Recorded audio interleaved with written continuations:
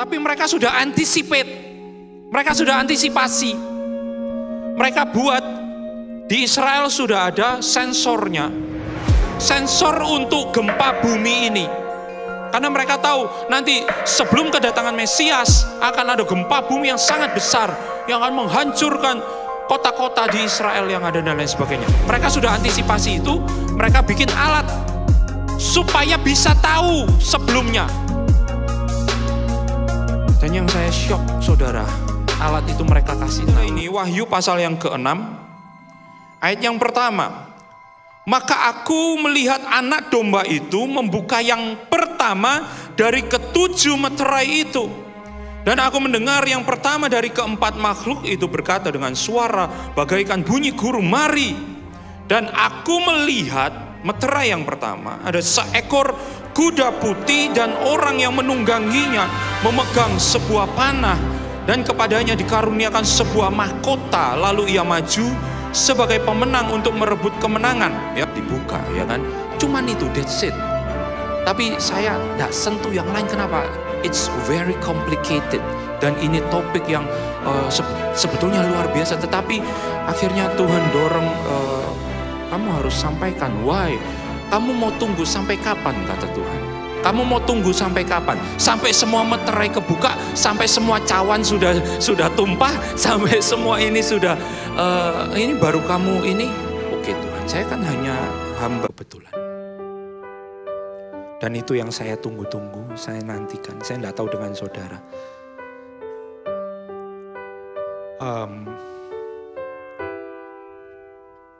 Tapi saya benar-benar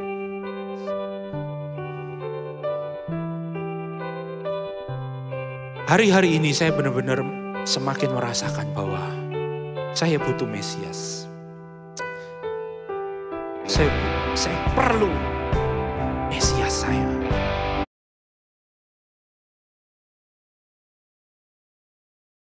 Di titik zaman mana sekarang? Dan hari ini saya akan menyentuh satu hal yang mungkin saya lama sebelum ini saya enggak mau sentuh saudara. Kenapa? Saya pikir terlalu complicated ya. Kenapa saya sering kali bilang ada banyak anak-anak Tuhan menyentuh kitab ini tetapi tidak dihubungkan dengan kitab yang lain. Saya bilang enggak bisa, enggak mungkin. Enggak mungkin hasil penafsirannya kitab ini bisa berdiri sendiri, enggak mungkin saya bilang. Dan it's too complicated. Saya bilang terlalu cukup dalam. Tapi hari ini saya hanya membuka permukaannya, saudara. Permukaannya saja, ya. Seperti saudara tahu sebelumnya kami rencanakan bahwa akan dibagi 2 sesi supaya yang satu private dan yang satu untuk lebih publik. Tapi saya pikir enggak usah dah, saya yang sesuaikan ya isinya. Tetapi mungkin kemungkinan besar seri ini nggak akan berhenti hari ini, saudara ya. Jadi mohon maaf, ada banyak hal yang mungkin tidak bisa saya sentuh pagi hari ini. Saya mohon maklum ya. Kenapa? Karena terlalu banyak, saudara. Dan kalau saudara mau detail nanti saudara kasih saya masukan.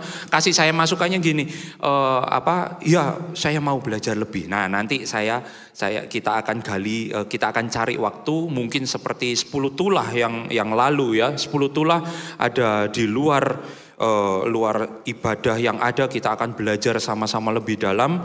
Saya pikir enggak apa-apa ya.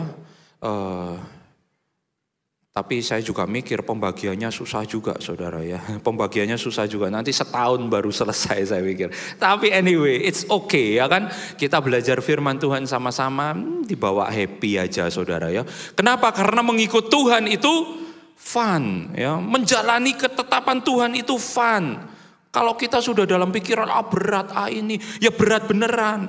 Tapi kalau kita dalam pikiran, fun, nanti kerajaan Mesias datang, aku akan dibawa sama-sama, wah sukacita besar loh, kayak gitu. Itu isi Injil yang sejati. Injil itu apa? Injil adalah kabar baik.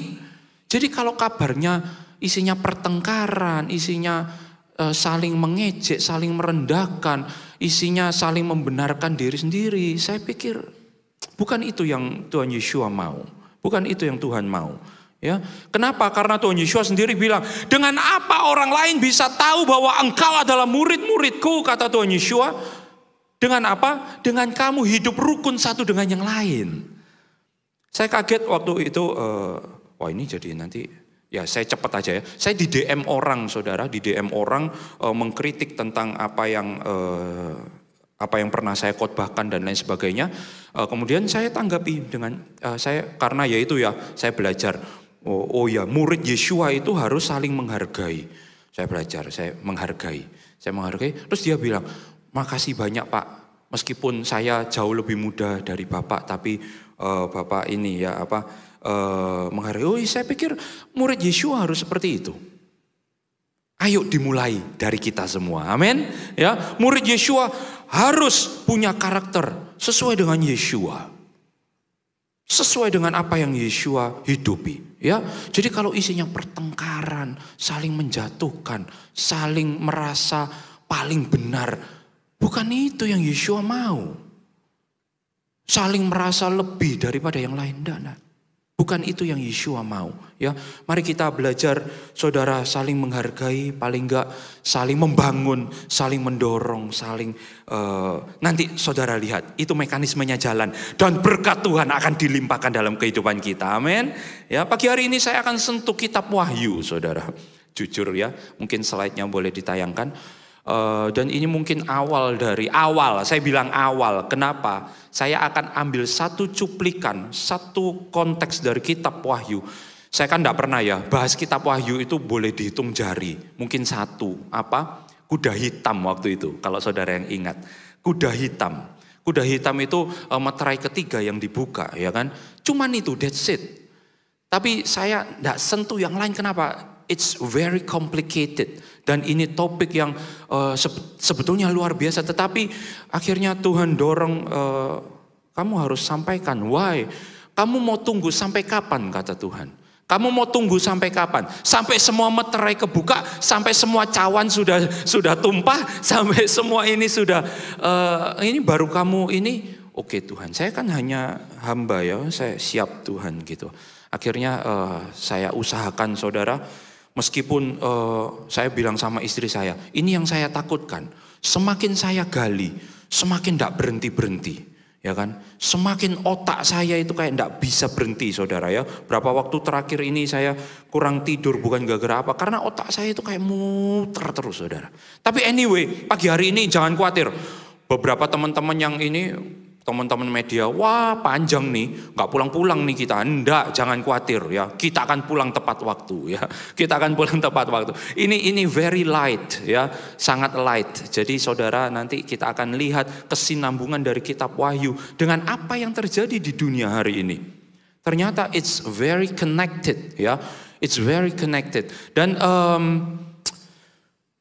kalau saudara mau belajar lebih dalam, saya hanya sentuh luarnya loh ya hari ini. Jadi saudara kalau enggak puas, enggak ini, ya tunggu sampai lengkap baru saudara kasih masukan lagi ya. Kenapa? Karena saya hanya sentuh sangat surface-nya aja, permukaannya aja benar-benar ya. Permukaannya benar-benar. Tetapi hal ini diawali dari apa? Hal ini diawali dari beberapa waktu yang lalu, beberapa tahun yang lalu tepatnya. Saya itu enggak ngerti kitab Wahyu. Bukankah kita semua punya pengalaman yang mungkin sama ya?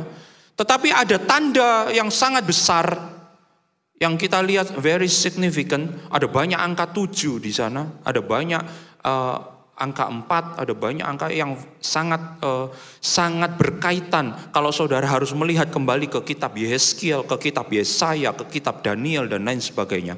Tetapi ada 3 hal yang sangat menonjol dan itu sudah diekspon oleh para ahli-ahli ya, ahli-ahli teologi ya, dan saya sudah dengar banyak dan saya sudah baca silabusnya tentang eskatologi dan lain sebagainya. Tetapi ada ganjalan yang saya tidak ngerti. Saya tidak ngerti maksudnya gini, berarti urutannya seperti apa, ya kan? Berarti signifikansinya di hidup kita hari ini seperti apa?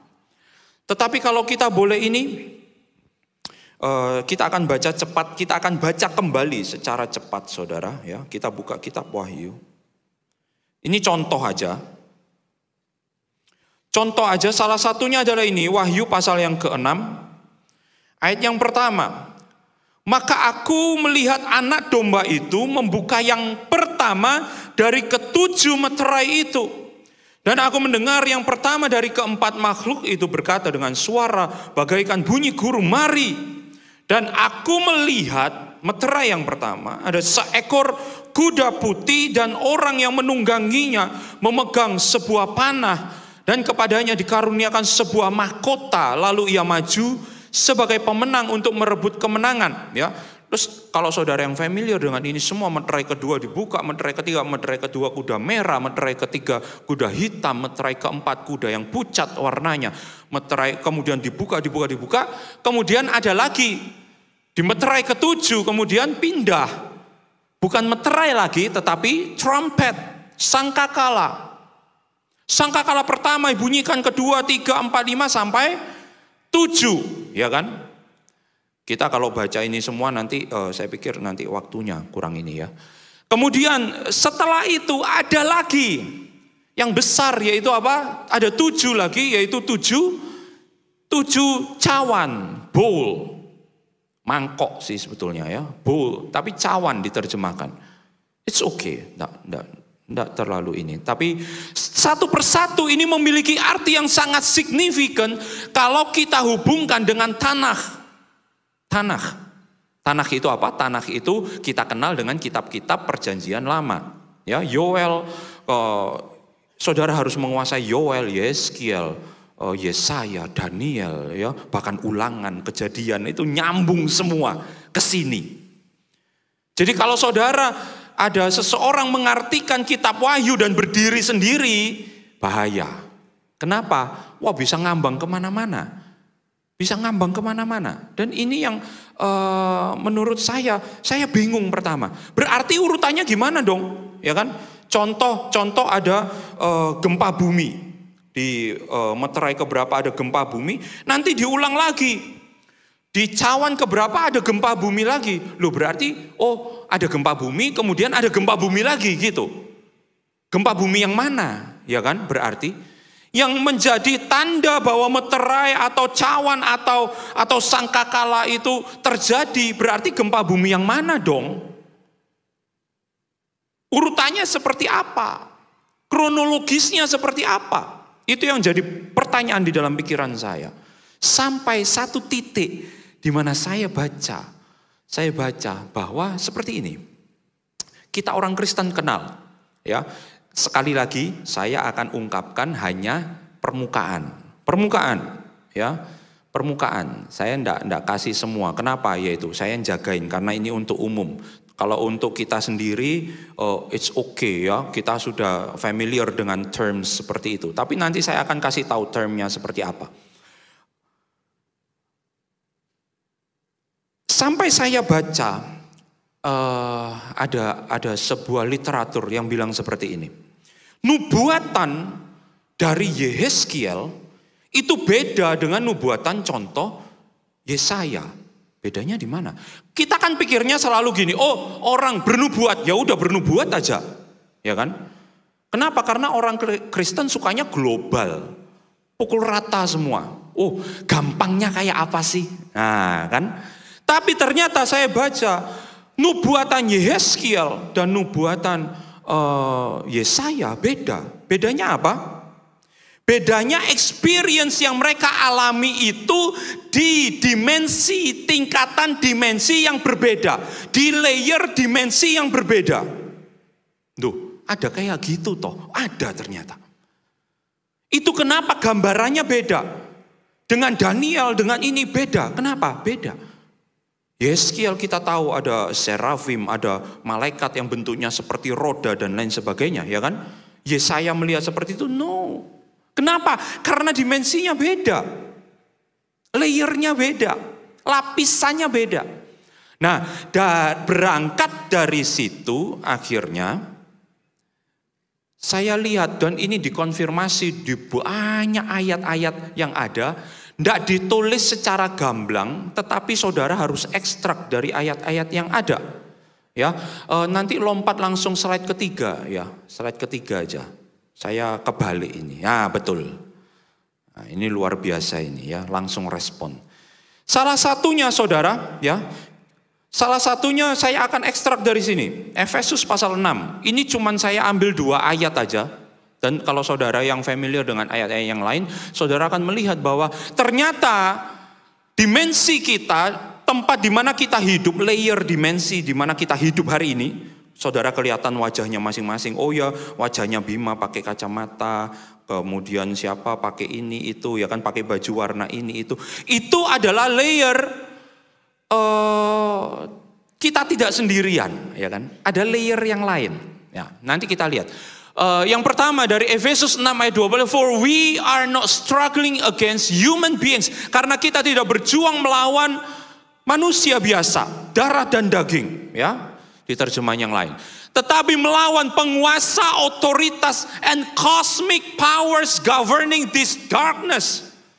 Ada satu kuasa kosmos yang memerintah kegelapan. Kegelapan. Saya pikir dulu, oh ada kegelapan sendiri, ada terang sendiri. What if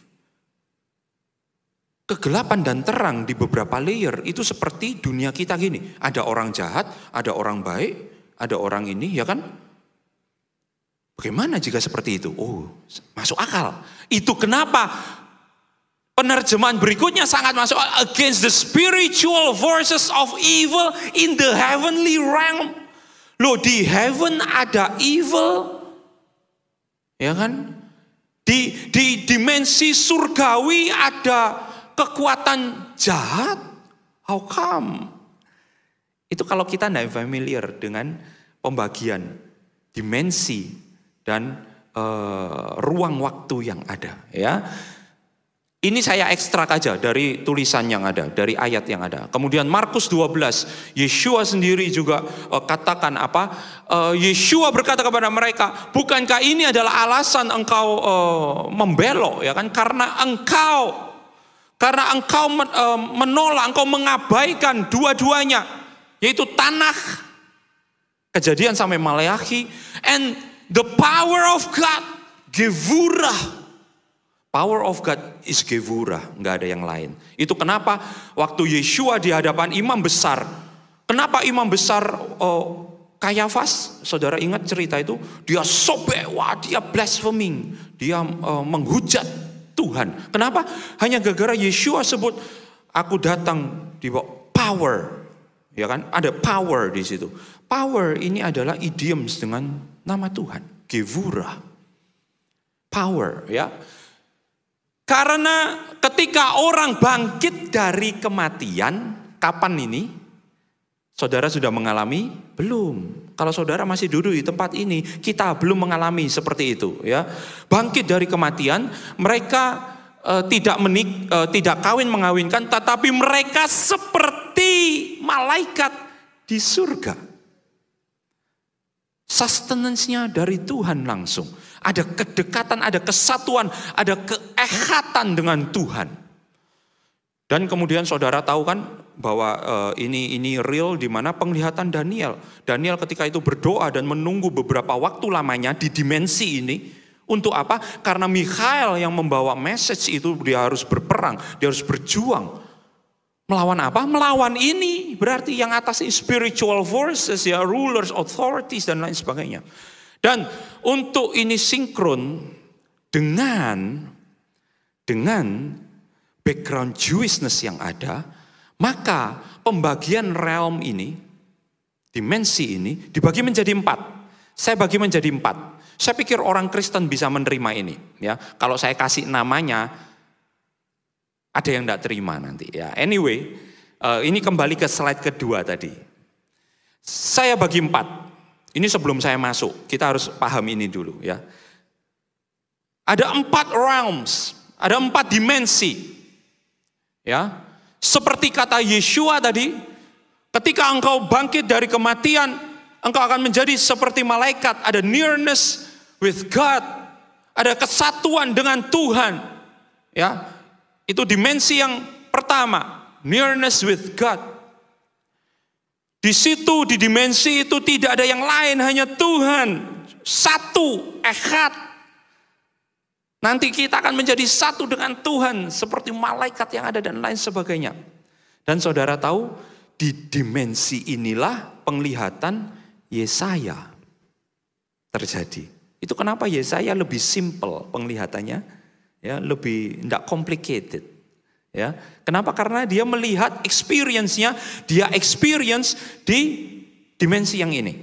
Ya, kemudian kita turun kedua, yang kedua ini Upper Gan Eden, atau ada tahta Tuhan di situ, ada kumpulan malaikat-malaikat di situ. Di situ sudah mulai yang sebelumnya itu satu dengan Tuhan semua, itu mulai ada berdiri sendiri, ya kan? Ada malaikat, ada nanti orang-orang benar, roh orang-orang benar yang sudah meninggal dan lain sebagainya. Itu di mana? Di sini Upper Gan Eden, bagian Taman Firdaus yang atas.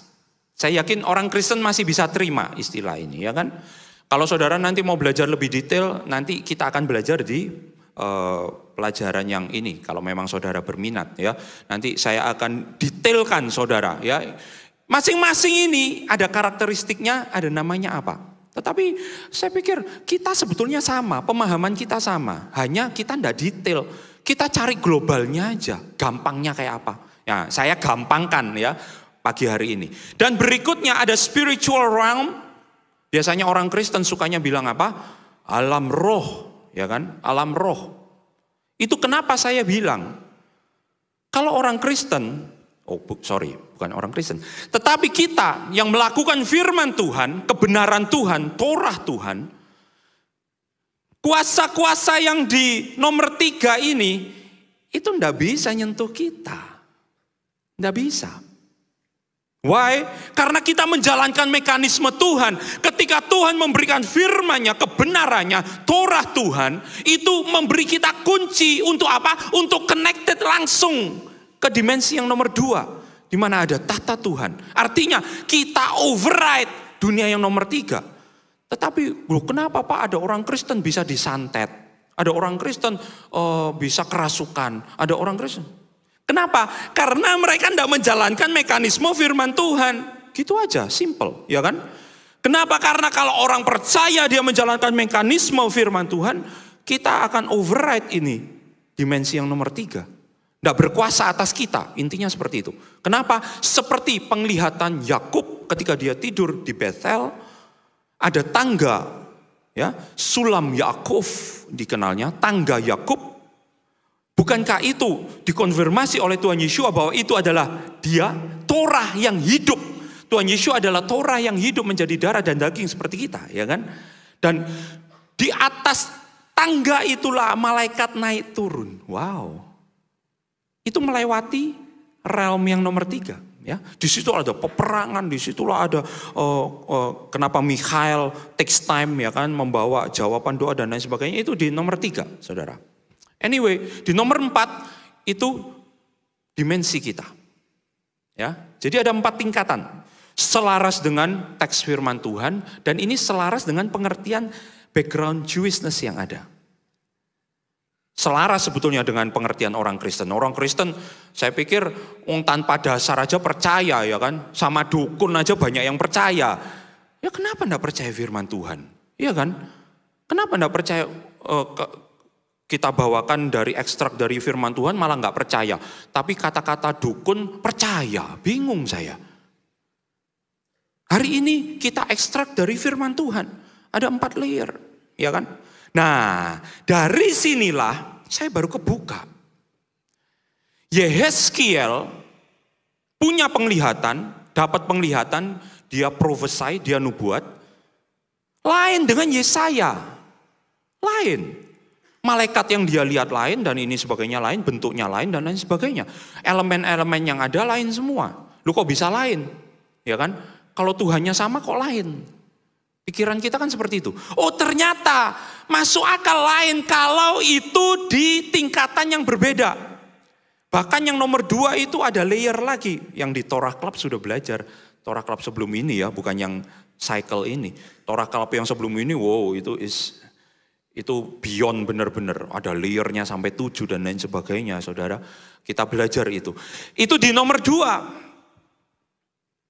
Tetapi masuk akal, akhirnya saya bisa mengerti, oh, berarti untuk memahami apa yang ditulis di kitab Wahyu, what if? Saya jadi what if? Bagaimana kalau cawan, meterai, dan sangkakala itu di layer yang berbeda. Saya baru, wow, ini lebih masuk akal buat saya. Daripada itu kayak kronologis, urut gitu saudara. Kenapa? Karena di sangkakala yang terakhir itu sudah digaungkan kerajaan Mesias. Tetapi kita tahu di cawan, bagian cawan yang terakhir itu juga ada kerajaan Mesias diulang. Loh, apakah kerajaan Mesias itu 2 kali terjadinya? Enggak, kita tahu.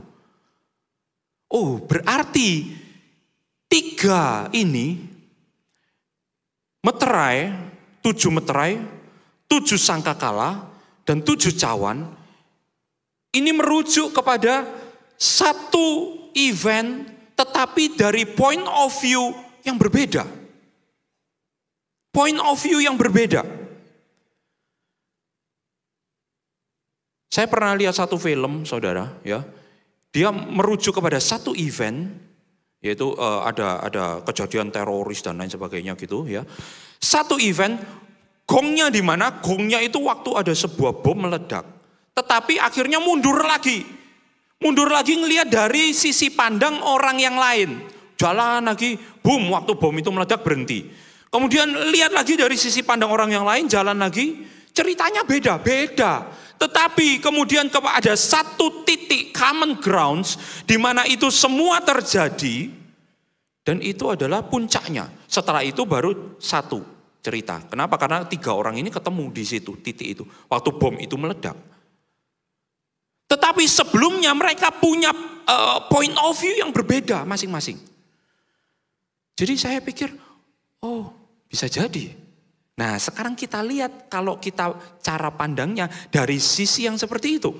Dari cara pandang, oh berarti 7 meterai, 7 sangkakala, dan 7 cawan, oh masuk akal. Masuk akal, berarti mereka semua itu akan merujuk kepada event yang sama. Cuman point of view-nya beda. Dan saudara perlu pahami, waktu yang ada di dimensi tadi masing-masing, itu beda dengan kronologis waktu kita. Lain, oh saya baru paham, sekarang saya paham ya. Dan dari situ saya juga baca ada satu literatur yang lain juga yang mirip sekali. Kalau saudara pahami ya, saya sudah simpulkan, saya bikinkan sebuah tabel saudara. Dan tabel ini saya bawa kemana-mana ya beberapa waktu terakhir ini. Untuk apa ya? Untuk expound ide ini. Saya kasih warna, nyambungnya di mana dan lain sebagainya. Akhirnya saya pikir, wah ini kok acak ya, pertamanya seperti itu. Tetapi ternyata saya juga membaca ada literatur yang lain yang mirip. Dia ekstrak para rabi Yahudi, dia ekstrak dari ayat-ayat yang ada. Yang ini bukan nubuatan, ya. Ini bukan nubuatan, tetapi mereka ekstrak dari ayat-ayat yang ada dan mereka kasih satu kesimpulan, ya, kasih satu kesimpulan. Saya akan, mereka tidak ngawur-ngawur saudara, dan mereka bukan nubuatan. Sekali lagi ini bukan nubuatan, maksudnya bukan nubuatan ini yaitu pengalaman spiritual, kelihatan dan lain sebagainya, enggak. Karena ini mereka kumpulkan dari ayat yang ada, dari Yeskiel, dari Amos, dari Yoel, dari banyak ayatnya saudara. Nah ini nanti kita akan expound juga, very detail kalau memang saudara berminat. Nanti kita akan belajar very detail, tetapi pagi hari ini saya hanya akan bacakan aja. Bunyinya seperti apa? Ya, mungkin slide berikutnya. Ya, berikutnya lagi. Nah, saya ambil dari Sanhedrin. Dia tulis seperti ini. The rabbis taught, ya, the 7-year cycle during which Messiah will come. Ada 7 siklus tahunan. Saudara kalau tahu 7 siklus tahunan itu apa namanya? Kita pernah belajar. Namanya Shemitah. Ya. Sebetulnya kalau memang mau, saya tidak dorong saudara, saya kasih rumusnya. Ya. Saya tidak dorong saudara melakukan. Tapi yang mau ngitung sebetulnya akan lebih selaras kalau saudara ngitungnya pakai rumus ini. Shemitah. Ya, Shemitah. Ya sudah, berhenti sampai situ aja. Kenapa? Karena kalau ngitung sudah banyak mudorotnya katanya saudara. Anyway, ada 7 siklus tahunan yang akan datang. Yang pertama, ya kan, bukankah ada 7 dan kemudian kerajaan Mesias datang? Sama enggak seperti Wahyu? Mirip, ya kan? Mirip. Saudara lihat ini kronologis. Kenapa? Karena 7 tahun siklus. Itu waktu di dunia kita, ya enggak? 7 tahun siklus. Kalau yang penglihatan tadi Yohanes, enggak ada tulisannya berapa tahun berapa tiap ininya, enggak ada. Karena apa? Karena menurut saya itu semua terjadinya di layer yang berbeda. Ya, nanti kita akan lihat, saya bandingkan dengan ini. Yang pertama, itu akan ada penggenapan dari Amos pasal 4 ayat ke-7 yang berbunyi, Tuhan akan menyebabkan di satu kota hujan tetapi di kota lain tidak hujan. Ya. Yang kedua ada panah plague. Plague itu kayak apa ya? Wabah kayak satu malapetaka yang hebat ya. Tapi ini panahnya dulu masih dilontarkan ya tahun kedua. Dan tahun ketiga malapetaka itu akan menjadi hebat. Dan orang laki-laki, perempuan, anak-anak, orang yang benar dan orang-orang yang bertindak benar akan meninggal, ya.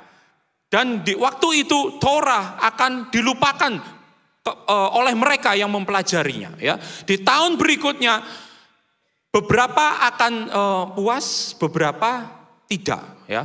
Di tahun berikutnya akan ada kelimpahan yang besar. Ya, dan Torah akan kembali kepada mereka yang mempelajarinya.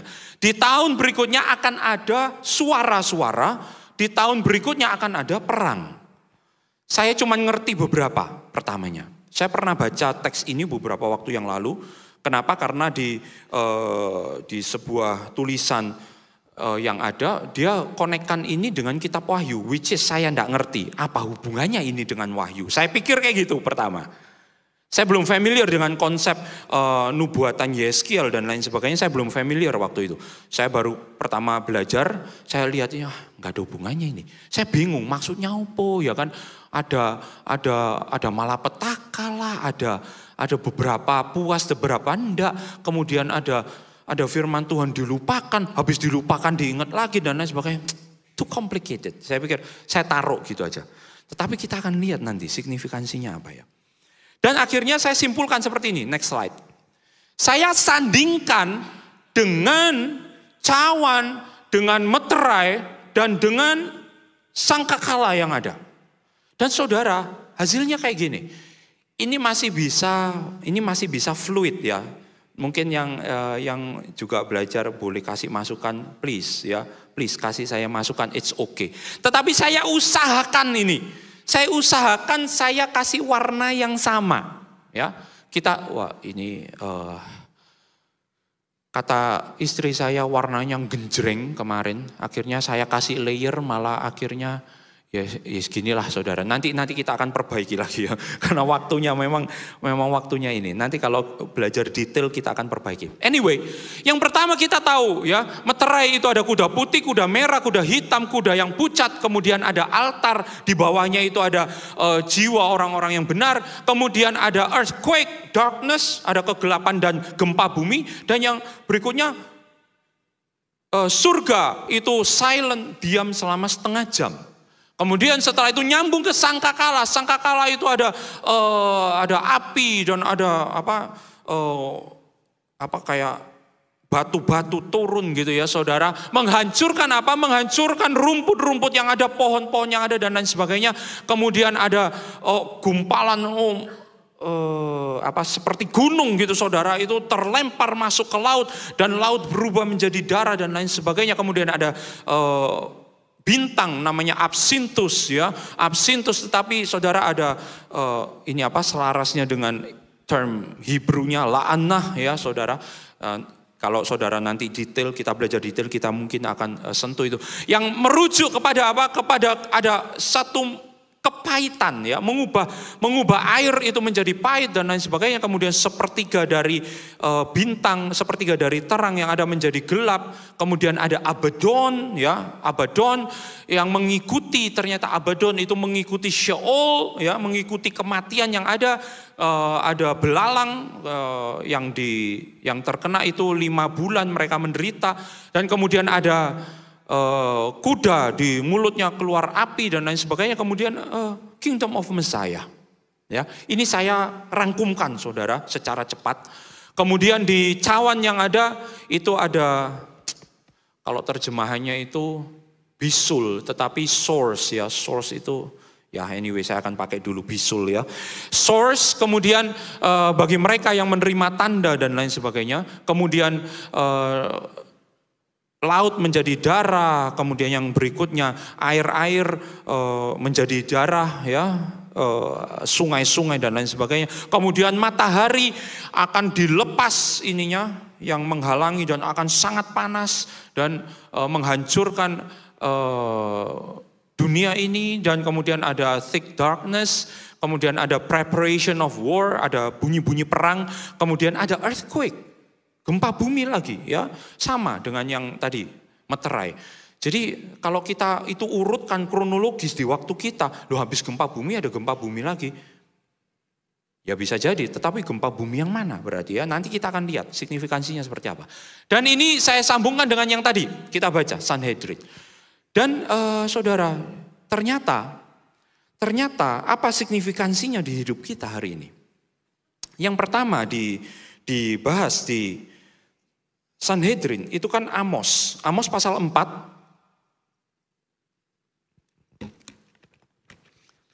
Yang menunjukkan di satu tempat ada hujan, di tempat lain tidak ada hujan. Maksudnya apa? Kalau saudara baca komentar yang ada, mereka menjelaskan maksudnya apa? Maksudnya orang-orang akan kebingungan. Orang-orang akan kebingungan, kenapa di tempat ini hujan, di tempat lain enggak, yang ini merusak panenku, yang itu juga merusak panennya dan lain sebagainya. Artinya apa? Ada satu kejadian di mana iklim yang ada, hukum bumi ini, ya iklim kan hukum bumi ini, itu kacau. Ternyata itu maksudnya. Bukankah itu sama ya, saya kasih warna purple, sama dengan sangkakala yang pertama, sangkakala yang kedua. Kalau saudara mungkin ada ide yang lebih baik, nanti saudara kasih masukan saya ya. Ini saya berusaha masih permukaan. Dan cawan nomor 2, cawan 3 dan cawan keempat. Di mana matahari itu akan sangat panas dan lain sebagainya, akan merusak bumi. Dan ini dikonfirmasi di dalam Wahyu pasal yang ke-7, di mana ada malaikat yang memang ditugaskan untuk menghancurkan bumi dan laut. Berarti di awal dari tanda dari waktunya ini sudah akan berakhir. Salah satunya akan ada kerusakan bumi dan air. Oh, lebih masuk akal, ya kan? Sekarang saya tanya, terjadi enggak? Terjadi enggak? Saudara boleh ini sendiri. Berapa waktu yang lalu kita, panas sampai panas gimana. Dan beberapa waktu yang lalu saya kaget, di Indonesia ada tornado. Mestinya itu enggak masuk akal. Katanya BMKG dan lain sebagainya. Oh bukan tornado, ya sudahlah kalau bukan tornado. Tapi wong itu kelihatan anginnya muter kayak gitu kelihatan. Kemudian bawa terbang truk dan lain sebagainya. Lah apa saya pikir. Oh itu tidak memenuhi ya di atas kertas enggak kayak gitu. Tapi saudara yang ngelihat ini ya ketar-ketir ya. Hati itu deg-degan loh saya lihat. Di Bandung. Di Bandung itu cuma berapa kilo loh saudara dari kita. Dulu saya itu paling takut ngelihat video tornado. Kenapa? Wih tornado itu ngeri loh. Ya, apalagi kalau sudah dia ngancurin listrik dan lain sebagainya. Kemudian ada bawa gas atau bawa api minyak. kemudian ada yang mantik, tornado itu jadi api. Tambah ngeri lagi saudara. Bayangin tornado udah muter gitu ngeri, ini tornadonya jadi api saudara. Itu ada videonya ya. Kebanyakan tornado itu di Amerika di Texas. Itu saya kapan itu sempat bersyukur, Tuhan terima kasih engkau tidak taruh saya di Texas. Kenapa? Saya ngeri ngelihat tornado. Muncul di Bandung saudara. Lu udah deket sama Surabaya ya kan. Bandung sama Surabaya udah dekat. Tapi di situ kita melihat bahwa iklim, bahwa keadaan bumi itu sedang tidak baik-baik saja. Yes. Semua orang ngaku itu. Itu kenapa ada conference yang dihadiri pemimpin-pemimpin negara dari hampir seluruh negara di dunia ini. Mereka bilang apa? Ada satu urgency di mana iklim ini rusak. Habitat bumi ini rusak, nanti anak cucu kita seperti apa dan lain sebagainya. Tetapi bukankah itu sudah dinubuatkan? Bahwa ternyata ada malaikat yang ditugasi memang untuk merusak bumi dan laut yang ada. Kebetulan, ya saya kembalikan lagi ke saudara ya. Saya hanya memaparkan hari ini saudara ya. Kita masing-masing boleh setuju, boleh enggak, dan boleh kasih masukan, boleh ini. Anyway ya, yang berikutnya. Saya lihat ada arrows of plague. Panah yang merujuk kepada malapetaka yang besar. Mereka bilang itu famine, plague dan lain sebagainya bahasanya. Famine itu kelaparan ya kan. Tapi di terjemahan yang lain lagi plague katanya. Plague itu malapetaka kayak wabah. Saudara tahu, kita pernah ngalami enggak? Saudara kalau masih duduk di tempat ini hari ini, saudara survivor. Kita mengalami wabah yang sangat besar beberapa tahun yang lalu, ya kan? Wabah itu membunuh, kalau saudara baca baik-baik tadi, men, women, tapi di teks ininya, di teks Hebrunya, itu men, women yang sudah lanjut usia, dan children. Ada satu demografi yang tidak disentuh di situ. Yaitu apa? Umur tertentu yang masih muda. Umur wanita dan pria yang masih muda itu tidak ada. Di teks Sanhedrin tadi, tidak ada. Artinya men, women, orang yang sudah lanjut usia dan anak-anak. Orang-orang yang benar, orang-orang yang ini meninggal dunia. Itu yang poin nomor 3. Dan di situ Torah dilupakan. Torah dilupakan. Maksudnya apa? Saya tidak ngerti. Waktu berapa tahun lalu, sebelum pandemi yang ada, saya tidak ngerti. Gimana caranya orang melupakan firman Tuhan? Saya pikir, saking jahatnya orang, saking gak tertariknya orang, saking rusaknya manusia ini, makanya mereka melupakan firman Tuhan. Saya pikir seperti itu. Tetapi beberapa tahun yang lalu, waktu pandemi ada, saudara tahu apa yang terjadi? Itu kan mengubah kehidupan kita benar-benar. Dan saudara di dalam rentang waktu itu, kita aja ngalami. Waktu itu kita ibadah bisa leluasa enggak? Enggak bisa. Ya kan? Ada waktu momen rentang waktu di mana apa? Di mana kita ibadah harus benar-benar online kan? Saudara ingat waktu itu? Saya ingat waktu itu khotbah di lounge itu. Lounge itu udah penuh kamera, penuh kabel, penuh semua pakai masker, semua pakai face shield, semua hektik pokoknya. Nggak ada orang, ya kan? Kosong. Ruang ibadah ini kosong. Kita ibadah dari situ. Wow. Dan saudara, apa yang terjadi di tanah perjanjian? Sinagog nggak bisa. Mereka nggak bisa ibadah online. Serius.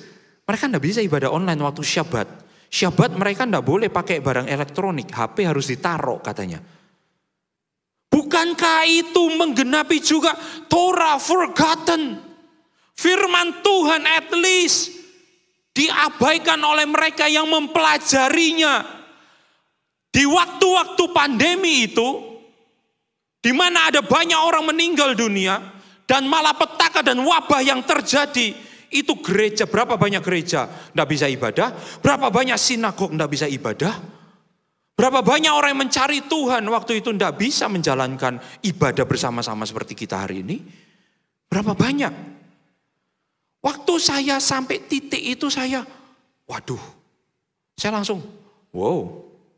Sekali lagi, saya enggak percaya konspirasi teori, saudara. Saya orangnya enggak percaya, enggak gampang-gampang. Wah, dikasih berita gini gitu, wah ditepak-tepak kayak gini. Wah bisa, oh yo tepaan ya. Tetapi waktu saya lihat ini, saya kaget terus terang. Saya shock. Saya shock melihat ini. Dan ketika itu masuk akal. Kalau itu biru, kenapa saya kasih biru ya saudara? Bukan plague-nya. Kenapa plague itu sama dengan yang nomor 4 mestinya.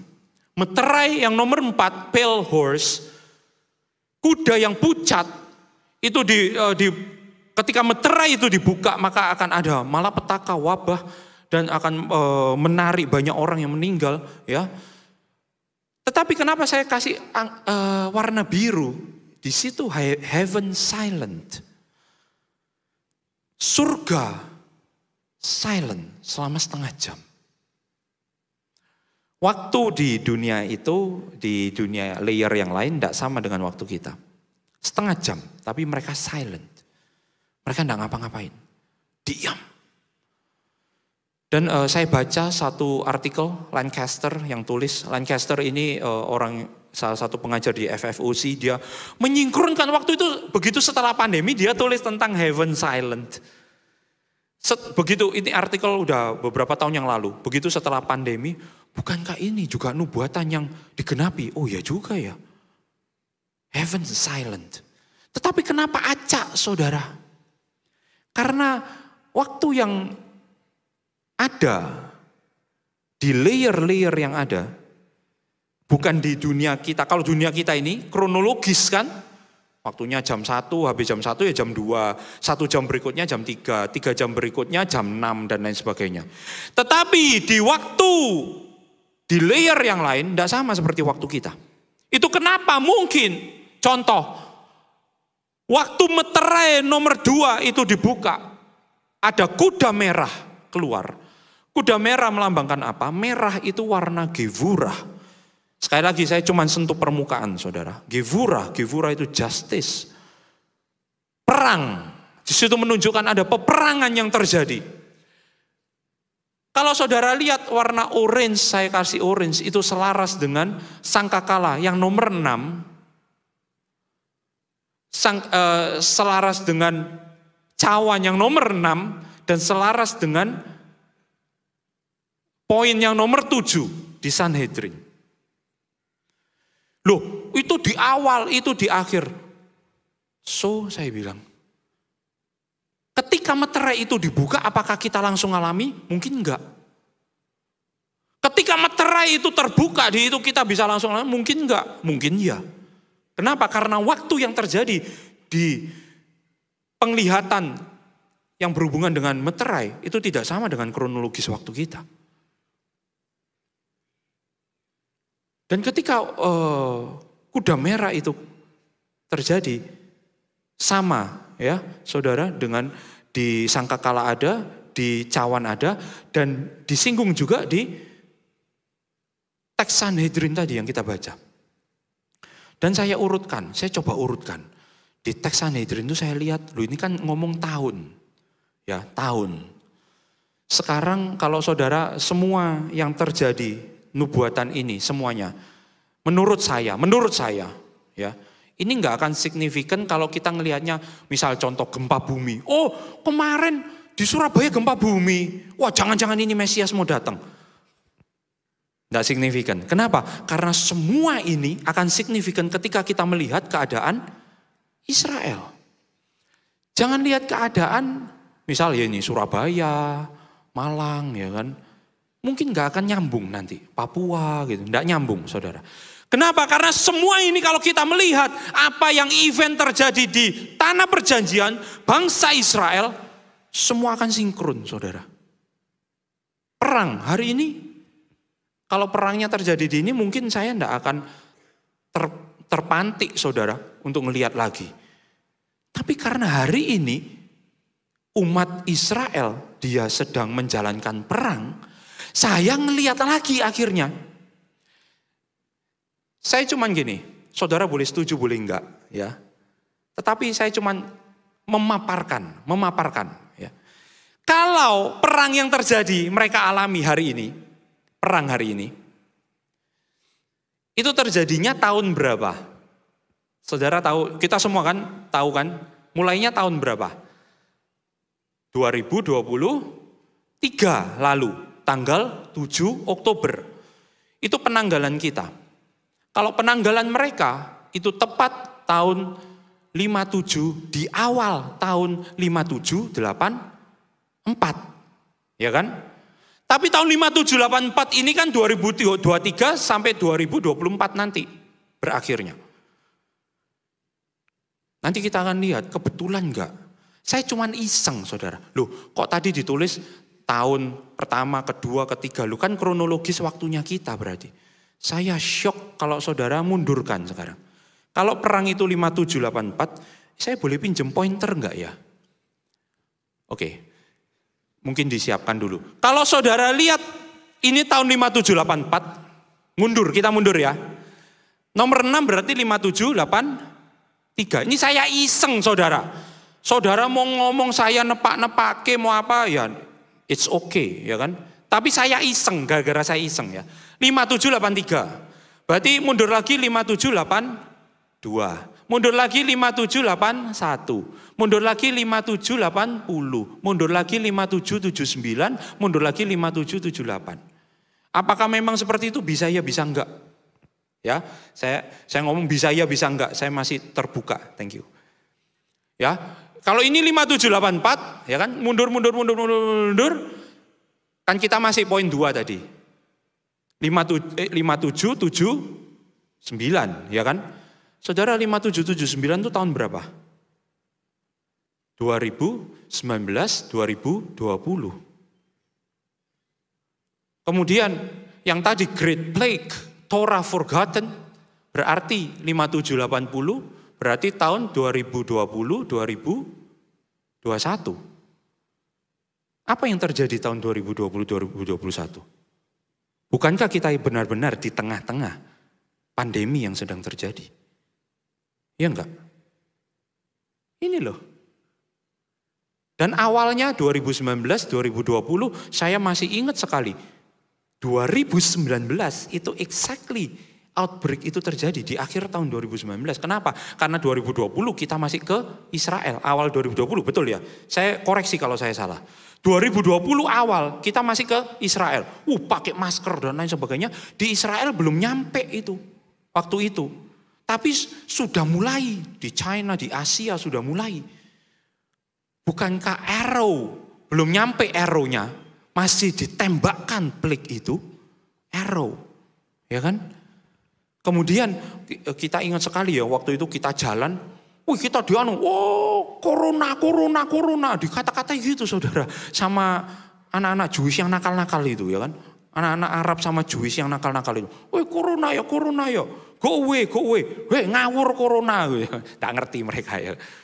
Kemudian ada turis dari Amerika, dia takut-takut deketin saya. Where you guys come from gitu ya? Indonesia. Langsung dia noleh, safe. They're not from China katanya. They're from Indonesia katanya. Oke, aman. Mereka bukan dari Cina, mereka dari Indonesia. Waktu itu Indonesia belum masuk bahkan. Waktu kita pergi yang situ. Wih saudara, kemudian pulangnya yang ikut kan, muter-muter kan. Kita nyampe muter kemana? Ke Thailand, nyampe muter ke Yordan, yang muter-muter akhirnya jalan-jalan, tapi nggak enak jalan-jalannya.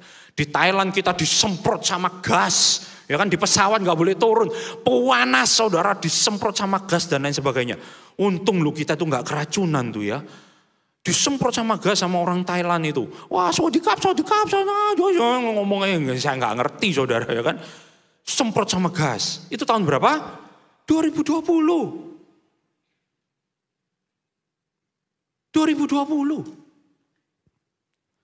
Saya tambah kaget, saudara. Ya, saya tambah kaget. Kan ini tadi saya ngomong perang ya. Dan perang ini, saudara yang saya sering gambarkan. Yang videonya sudah siap ya? Videonya siap, oke. Tolong di-prepare. Kan saya bilang, Hamas spokesperson-nya, dia ngomong langsung. Perang ini, dia kan ngomong, wah soalnya Israel gini, sih alasan nama lah. Tapi ada satu poin yang bikin kaget semua orang. Dia bilang apa? Kita nyerang Israel karena mereka mendatangkan lembu merah. Sekali lagi, itu kan saya ngomong waktu itu. Saya kasih tunjuk videonya ya. Mungkin boleh ditayangkan sebentar ya. Kita lihat videonya sebentar. Ini dari CBS, kantor berita CBS. Silakan. Conflict in Gaza now entering its 6th month. The Israeli operation to root out Hamas terrorists there has resulted in the deaths of 30,000 Palestinians and 242 Israeli soldiers. The war started after Hamas attacked Israel on October 7th. Dimulai Oktober 7 waktu Hamas nyerang Israel. Mereka yang mulai ya nyerang. Still in captivity. Despite the deadly outcome across the region, one trigger for the Hamas rampage has been widely overlooked. Chris Livesay has the story from Jerusalem. The infamous October 7 massacre that sparked a war. But when confounding yet eye-opening, ini perang yang terjadi ya. Saya tidak ngada-ngada saudara. Perang. Nah ini yang ngomong. A Hamas spokesman blamed the Jews. Kalau saudara bisa ngartikan, bisa dikonfirm tidak apa-apa. Saya tidak bisa saudara. Gara-gara tapi mereka gara-gara mendatangkan lembu merah. Lah ini lembu merahnya saudara. Red heifers, to be precise. Red heifer. Some Jews and Christians believe ada that di Shiloh, to rebuilding the West Bank. historic Jewish temple in Jerusalem and to beckoning the Messiah. Lembu merah yang semua bulunya merah, 2,000 years when the ancient tidak Romans pernah ada beban yang diangkat, tidak ada cacatnya. It commands the Israelites to sacrifice a red heifer without defect or blemish. And that has never... Kalau nanti saudara bumi kita akan expound lebih ya, kita akan gali lebih, enggak apa-apa. Tapi pagi hari ini saya cuma sentuh permukaannya aja. Ini signifikannya apa? Signifikannya mereka akan bisa memulai mendatangi site Temple Mount, ya, semua kalangan Jewish yang ada, kita juga bisa dan lain sebagainya. Signifikansinya ke situ, ke Temple Mount, ya, ke situs di mana bait suci itu ada. Itu kenapa Hamas serbu ini? Kita orang Kristen tidak punya informasi ini pertamanya. Saya juga tidak tahu. Hamas saja tahu saudara. Kita orang Kristen banyak yang tidak tahu. Dan kalau ini terjadi, ternyata ini mengubah peta yang ada. Itu kenapa saya tahu alasannya, kenapa Hamas waktu nyerang itu, mereka kan dari Gaza, mereka harus melewati wilayah Israel, mereka ngomong, kita mau ke West Bank. Saya pikir, mau ketemu temennya, kemudian nyerbu sama-sama. Ternyata enggak. Lembu merah ini ditaruh di West Bank. Shiloh. Mungkin yang beberapa, 2 trip sebelum yang kemarin terakhir, kita ke Shiloh ya. Shiloh. Shiloh adalah tempat di mana tabut itu berdiam sebelum bait suci didirikan, setelah mereka melakukan perjalanan di padang gurun, dan mereka di Shiloh waktu zaman Samuel, Imam Eli. Shiloh. Dan hari ini lembu merah itu ada di sana, di Shiloh, West Bank. Ketika saya melihat hal seperti ini, dan ini membuat mereka marah ya, saya baru ngerti, saya mulai gali, lihat yang tadi. Mungkin balik ke tabel yang tadi. Saya balik lagi ke tabel yang tadi. Saya lihat, saya mundurin. Loh, kebetulan? Ya enggak tahu. Bisa kebetulan, bisa enggak. Ya kan? Semuanya saya kembalikan juga. Saya cuma taruh ini di atas meja. Ya. Saya taruh ini di atas meja aja. Kemudian yang berikutnya saya enggak ngerti, tapi plenty but not great plenty. Mereka mengalami kelimpahan tetapi ya biasalah. Ternyata waktu dijelaskan, komentarinya bilang apa? Waktu itu plague yang ada sudah mulai hilang dan kondisi berangsur-angsur menjadi lebih normal. Plenty but not great plenty. Kelimpahan tapi ya biasa aja lah. Kalau saudara diurutkan lagi berarti 2021, 2020. Ya, betul ya. 2021, ya. Bukankah waktu-waktu itu juga ya? Pandemi berakhirnya kapan? 2022 ya kan? Sekitar itu. 2022 pertengahan dan lain sebagainya ya. Berikutnya, Ini yang saya agak shock. Great Plenty dan Torah itu kembali. Dan benar-benar ibadah sudah mulai kembali, ya kan? Kita sudah mulai on-site, ingat ya saudara dorong, wah itu kita dorong, ayo datang ibadah dan lain sebagainya. Sinagog-sinagog sudah mulai aktif lagi dan lain sebagainya, perayaan sudah mulai aktif lagi dan lain sebagainya. Tetapi saya bingung, Great Plenty ini apa? Saudara, waktu sekali lagi kalau kita mau lihat signifikansinya sama bangsa Israel. Ya, slide berikutnya. Nah, ini saya urutkan sedikit ya, saudara ingat tadi poinnya ya, Great Plenty, kelimpahan yang besar. Ini kan tadi, ini ternyata ini yang bikin gara-gara perang, saudara ya. Ternyata. Slide berikutnya. Ini lihat.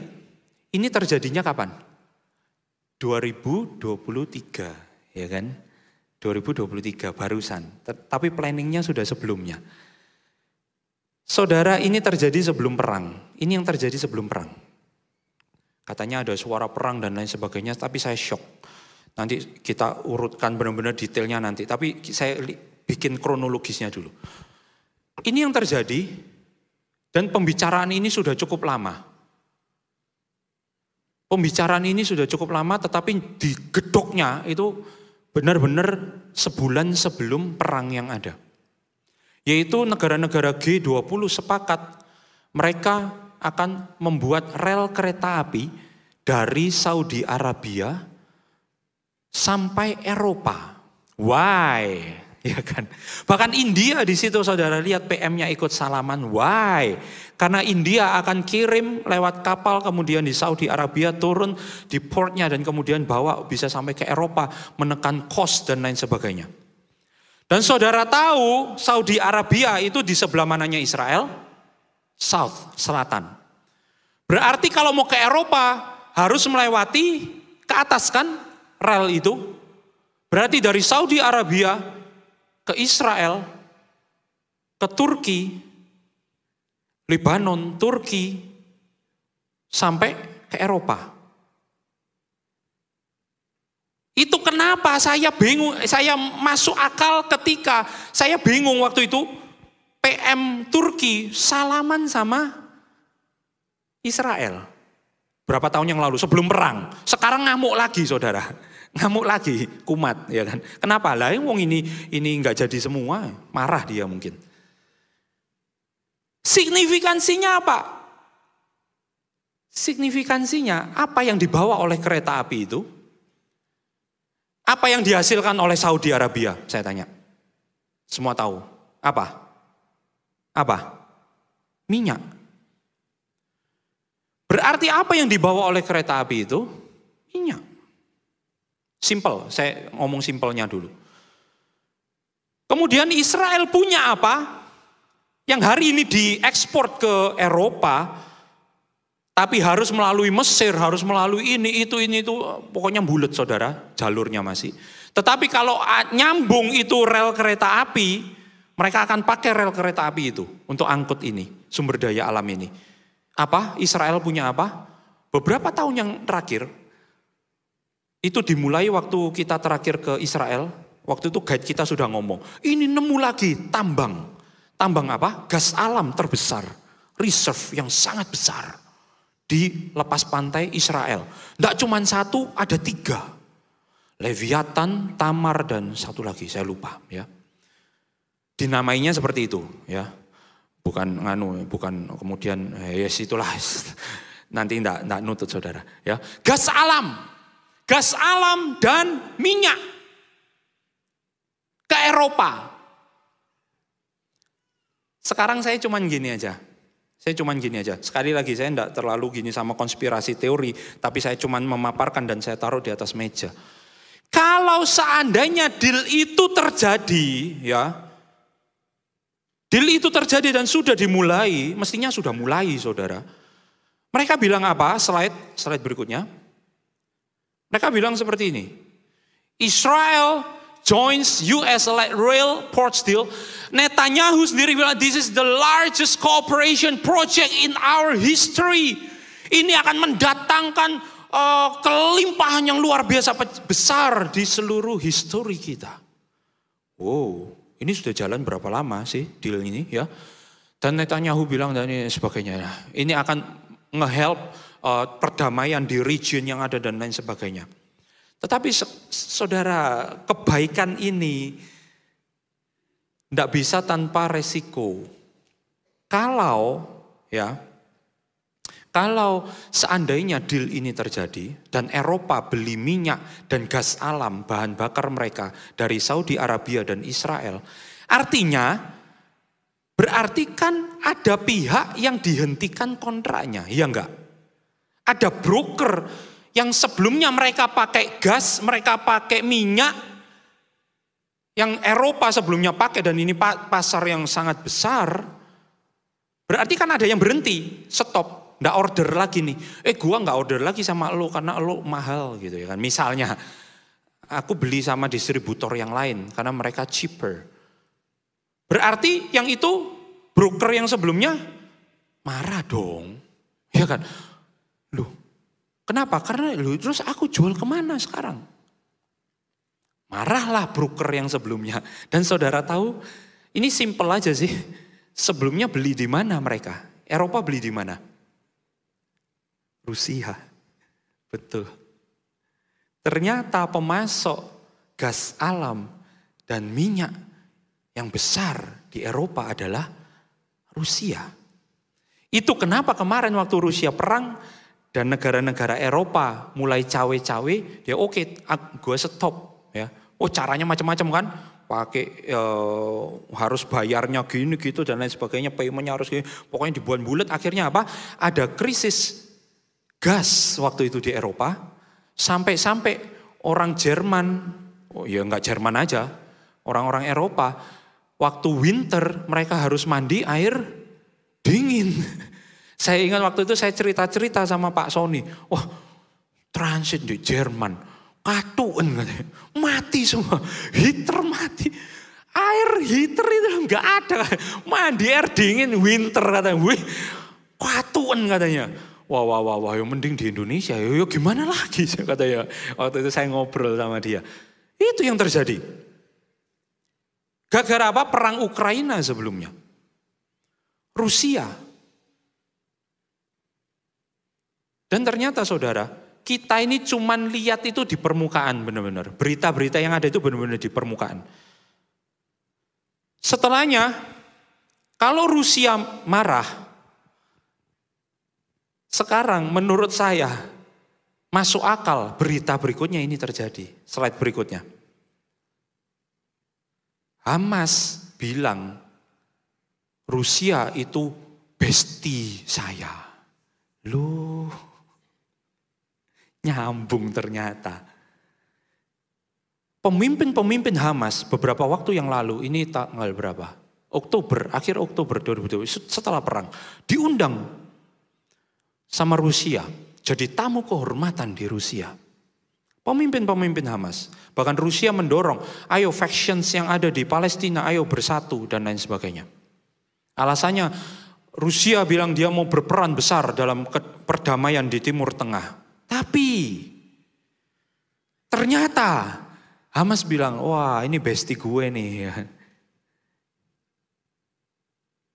Saudara mulai grasp ya, apa yang terjadi ya. Tidak berhenti sampai situ saudara. Slide berikutnya. Nah, Hamas kirim ya, high level delegation. Ini barusan aja terjadi to Moscow. At Russia's invitation. Berarti kan ini bukan cinta bertepuk sebelah tangan. Ya kan? Kalau Hamas doang yang bilang, oh ini bestie gue nih. Tapi Rusianya bilang, enggak kan cinta bertepuk sebelah tangan ya. Ternyata Rusia juga invite. Rusia juga invite Hamas waktu itu. Dan saudara tahu ternyata yang bikin saya lebih kaget lagi.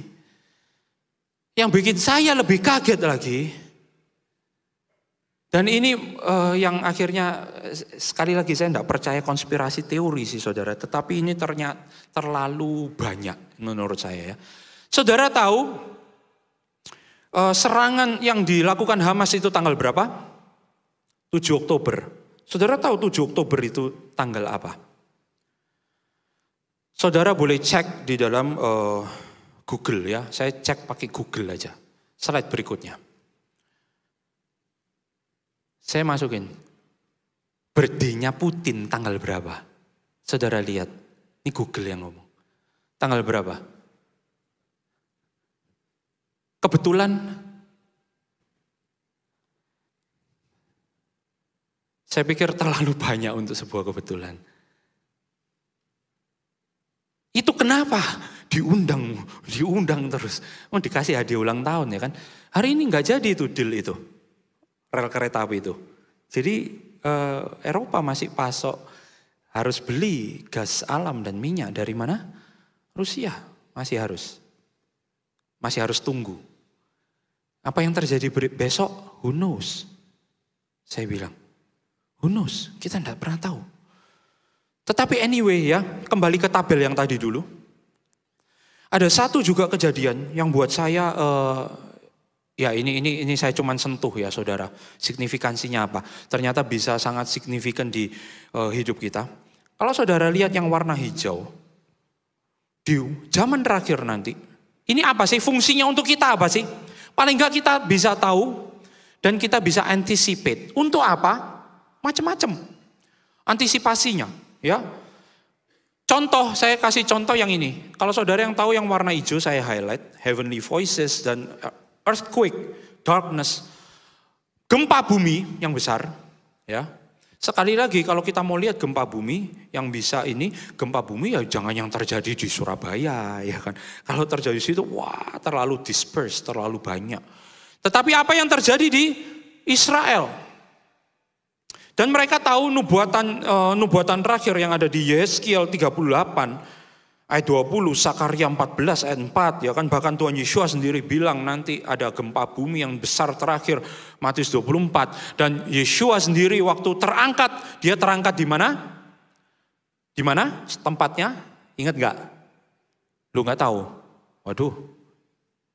Di Bukit Zaitun, ya kan?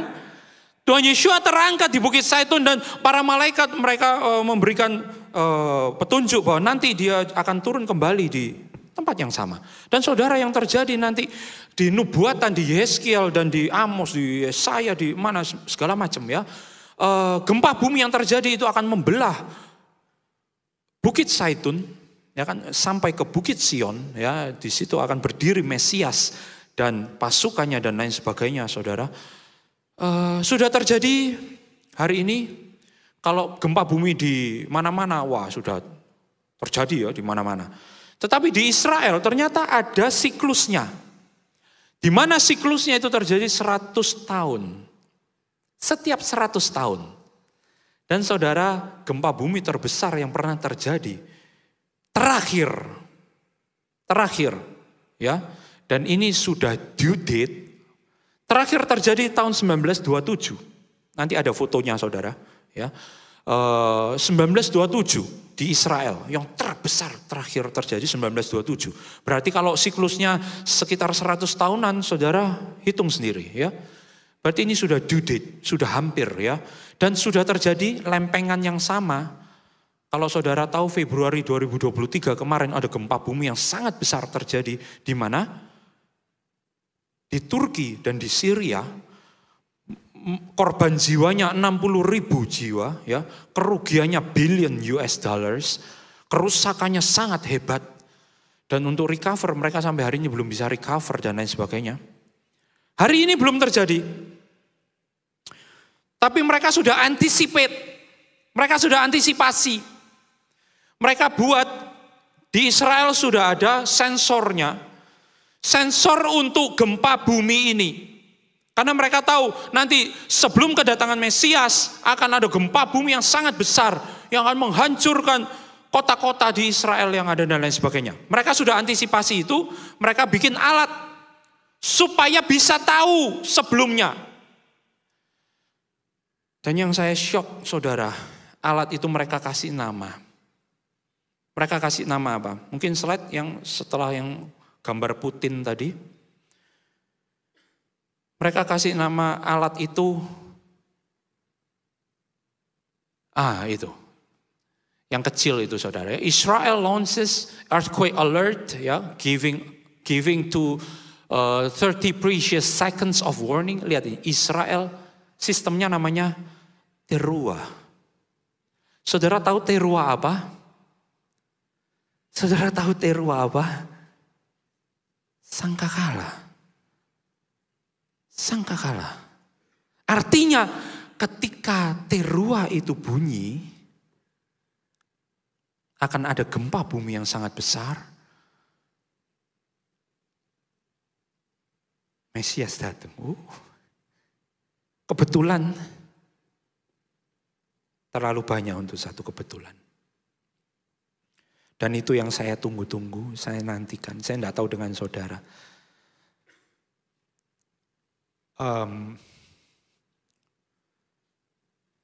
Tapi saya benar-benar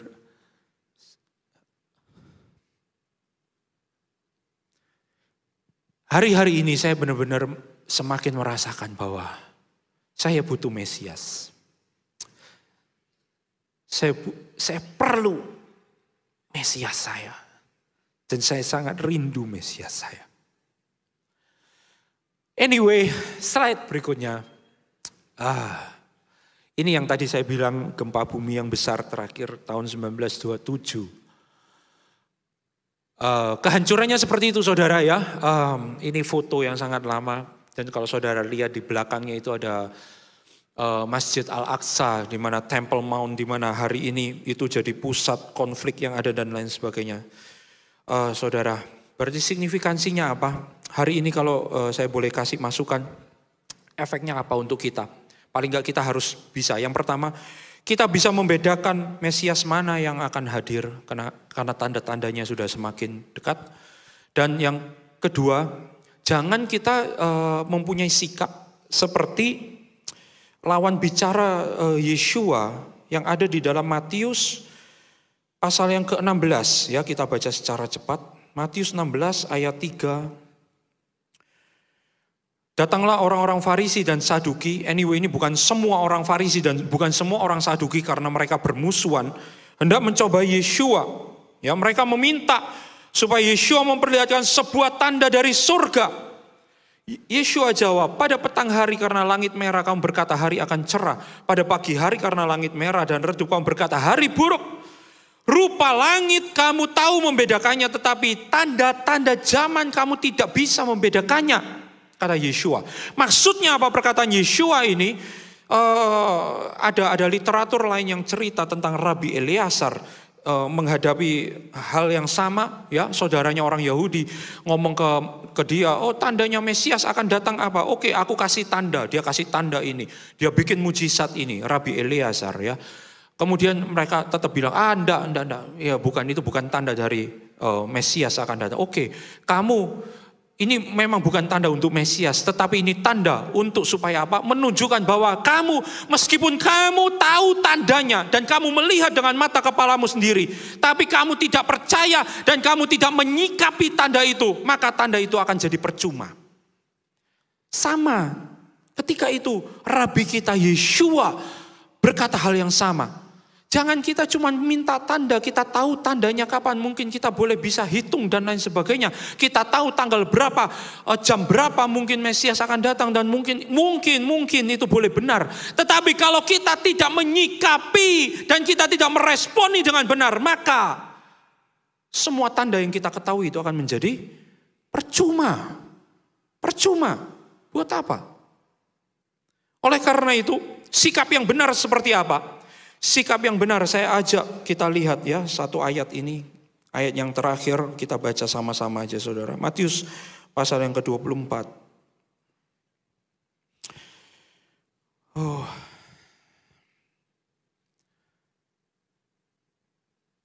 Saya enggak tahu dengan saudara, tapi hati saya itu benar-benar saudara kayak saya doa pagi, saya doa, setiap saya belajar firman, saya tuh selalu aduh Tuhan, kapan kau datang ya. Dan saya sangat suka cita kalau memang waktunya sudah semakin dekat, wah memang ini kita harus benar-benar anticipate. Caranya apa? Salah satunya ini. Ya, saya akan baca Matius 24 ayat 44. Sebab itu hendaklah kamu juga siap sedia, karena Anak Manusia datang pada saat yang tidak kamu duga. Siapakah hamba yang setia dan bijaksana yang diangkat oleh tuannya atas orang-orangnya untuk memberikan mereka makanan pada waktunya? Berbahagialah hamba yang didapati tuannya melakukan tugasnya itu ketika tuannya itu datang. Bukan untuk nunggu, bukan suruh ngitung kapan tuannya datang, bukan suruh duduk di depan pintu nunggu gitu aja diam. No, tetapi apa kata firman Tuhan? Slide. It will go well with that servant if he is found doing his job when his master comes. Ayo kita lakukan bagian kita. Apa pekerjaan ini? Yaitu misi ilahi yang Tuhan sudah berikan. Tuhan sudah mandatkan bagi setiap kita.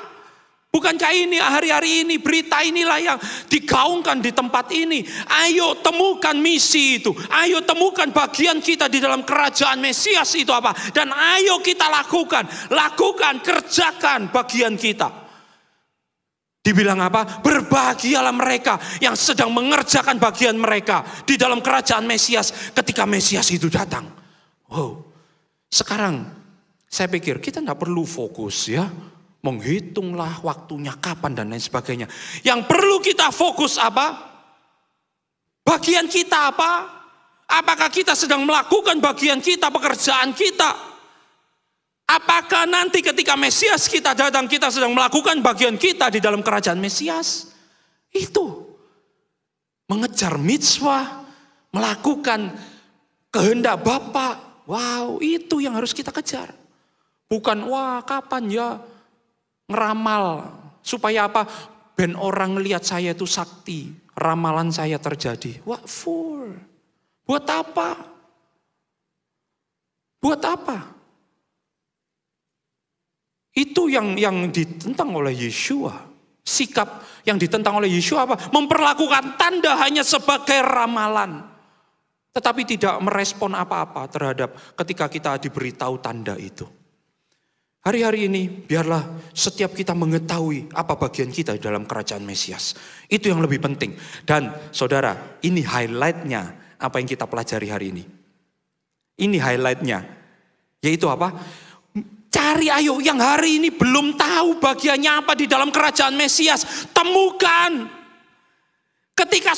Kalau saudara sudah menemukan, ayo kerjakan sama-sama. Ya kan? Kita mengerjakan bagian kita. Untuk apa? Membangun kerajaan Mesias ini sama-sama. Dan bukankah itu yang sedang kita lakukan dan kerjakan hari ini? Slide terakhir dan saya minta teman-teman yang tugas musik. Biarlah tanda-tanda dari zaman ini bukan menjadi, jangan kita perlakukan tanda-tanda zaman ini sebagai apa? Sebagai divination apa? Ramalan.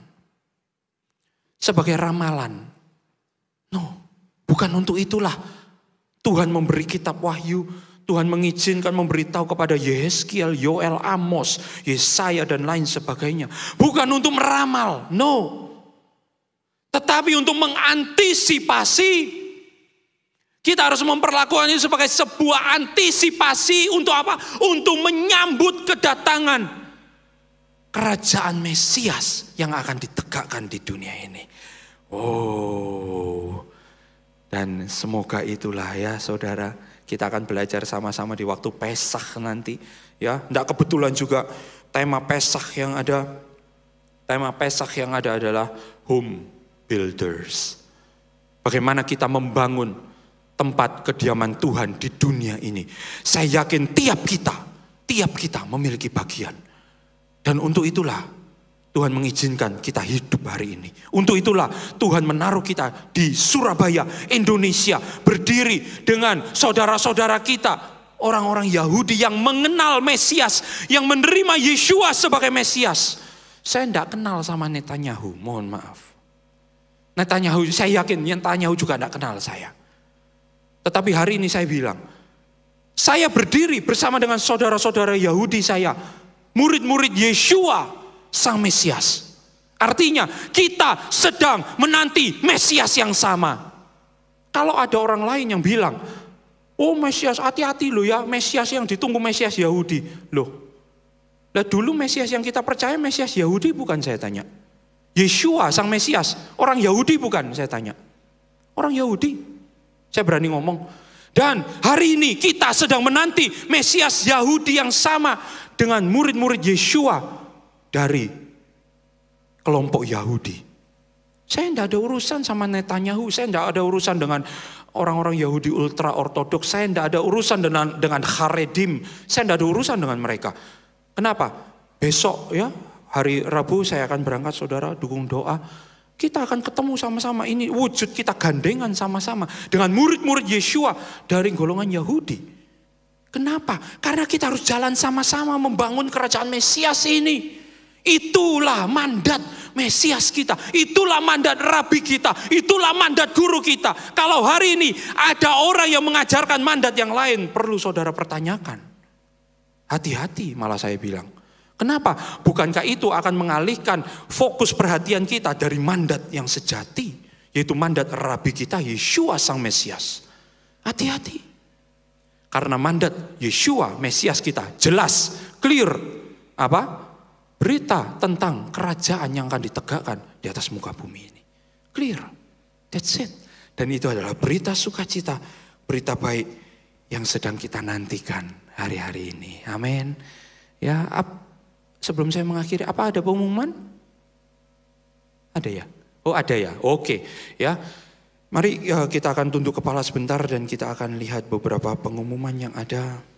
Bapak, kami mengucap syukur untuk pagi hari ini, untuk kebaikan-Mu di dalam kehidupan kami. Kami percaya ini baru permukaan Tuhan yang Kau tunjukkan di dalam kehidupan setiap kami. Tetapi Engkau sedang menuntun setiap kami untuk mengalami sesuatu yang lebih indah dan lebih mulia. Dan kami percaya kami akan menggapai semua itu berjalan bersama dengan Engkau. Untuk mendirikan akan tempat kediaman-Mu di atas dunia ini Tuhan. Datanglah segera, kami menantikan-Mu. Biarlah kerajaan-Mu akan ditegakkan di dunia ini. Dan dunia ini akan mengalami pemulihan yang sejati di dalam Engkau. Terima kasih untuk pagi hari ini, kiranya setiap benih firman-Mu yang tertabur akan tertabur di tanah hati yang subur. Supaya setiap kami boleh menyikapi dengan hikmat yang ada. Dan dengan pengetahuan yang ada kami boleh mengetahui apa bagian kami di dalam kerajaan-Mu. Terima kasih Tuhan, terima kasih hanya di dalam nama Yeshua Mesias kami yang hidup. Kami peralaskan doa-doa kami ini. Amin.